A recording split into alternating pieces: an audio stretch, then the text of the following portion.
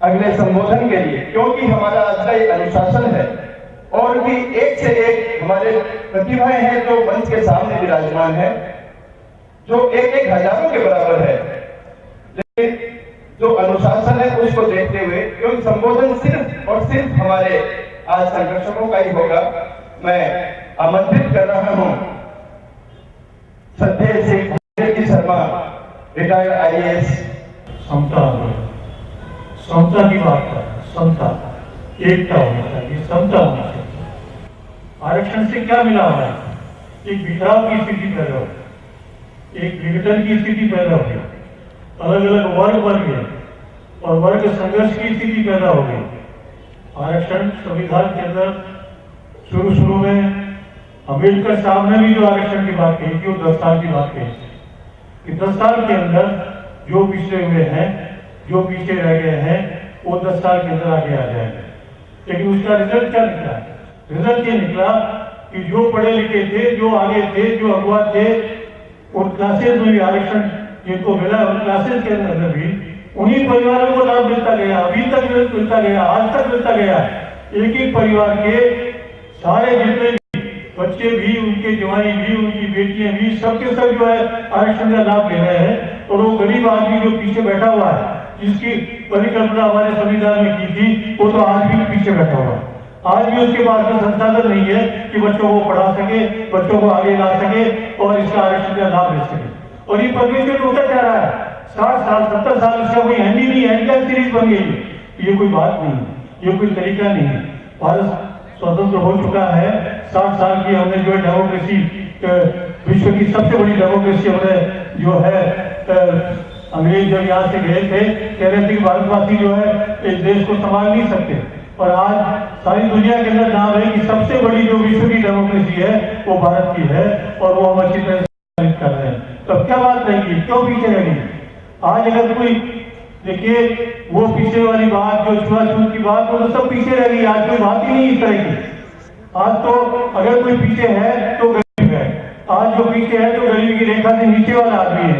वो ब्राह्मण भी हो सकता है, वो वैश्य भी हो सकता है, और वो अन्य किसी जाति का भी हो सकता है। ये जातिवाद का जो जहर फैल रहा है, ये आरक्षण के कारण फैल रहा है। इसको समाप्त करना चाहिए। और मैं तो कह रहा हूँ कि संविधान के अंदर ये सभी चीजें हैं। आज जो 4 स्तंभ है हमारी डेमोक्रेसी के, 4 स्तंभ में जो विधायिका है, जो एग्जीक्यूटिव है, न्यायपालिका है और पत्रकार बंधुगण, वो 4था स्तंभ मानते हैं उनको भी। तो इनके थ्रू हमारी डेमोक्रेसी चल रही है।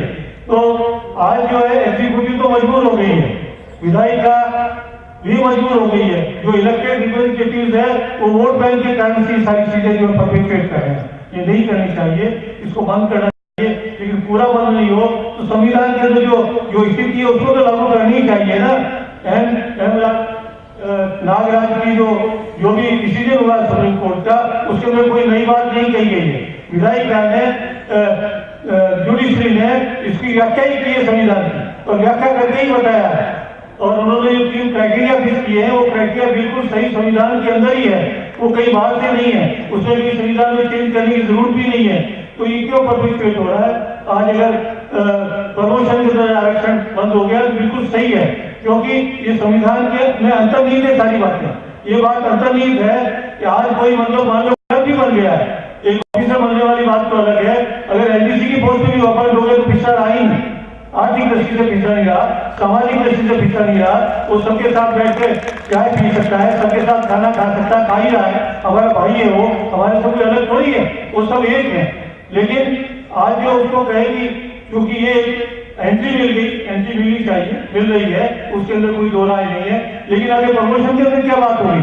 वो तो सबके बराबर हो गया। प्रमोशन के अंदर क्या बात है आरक्षण की? तो ये जो न्यायपालिका ने आगे बढ़ करके और बिल्कुल हिम्मत दिखा करके जो जजमेंट दिया है और ये संविधान की व्याख्या की है, ये लागू होनी चाहिए।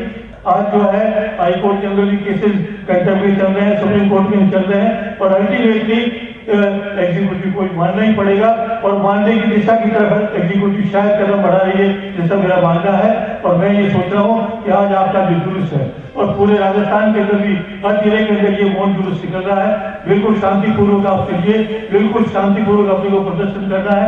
किसी तरह की कोई ऐसी बात नहीं होनी चाहिए कि जिससे कहीं भी कोई कानून व्यवस्था के अंदर कोई फर्क आए, और अच्छी तरह से करिए। और ये हमारी ताकत जो है, हमारी ताकत बिल्कुल शांति वाली ताकत है। हमारी ताकत जो है, हमारा कोई आंदोलन नहीं है, हमारा कोई इस तरह का आंदोलन नहीं है, हमारा शांतिपूर्ण आंदोलन है। और जितनी हम शांतिपूर्ण तरीके से हमारी बात को आगे रखेंगे, उतनी हमारी ताकत बढ़ती जाएगी।